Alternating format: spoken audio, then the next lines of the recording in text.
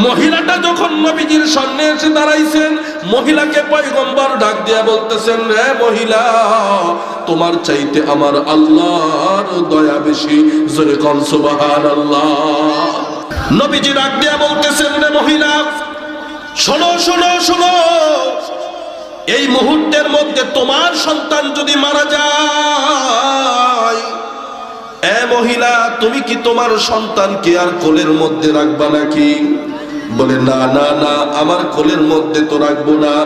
বলে, তাহলে কোথায় রাখবা জানতে চাই। ঘরের মধ্যে রাখবা নাকি? বলে, না, তাও তো রাখবো না। বলে, ঘরের উঠানের মধ্যে তারে দাফন করবা নাকি? বলে, না, ঘরের মধ্যেও দাফন করব না।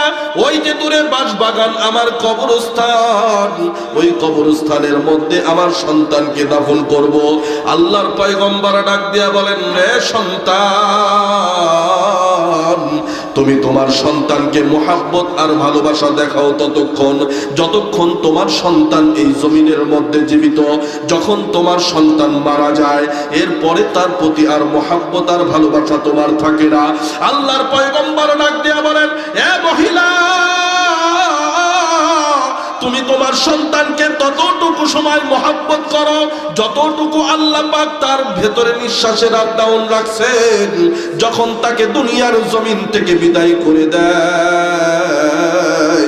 তারপরে তার মুহাব্বত আর তোমার অন্তরের মধ্যে থাকে না। কিন্তু আমার বান্দা যখন দুনিয়ার জমিন থেকে ওই অন্ধকার কবরের মধ্যে যায়, ওই বান্দাকে কবর থেকে শুধু নয়, জান্নাতের মধ্যেও আল্লাহ রাব্বুল আলামিন ওই বান্দাকে নিয়ামত দেওয়ার জন্য আল্লাহ রাব্বুল আলামিন তার অপেক্ষায় বসে থাকেন। আল্লাহ তার জন্য দাঁড়ায় থাকেন। জোরে কোন সুবহানাল্লাহ।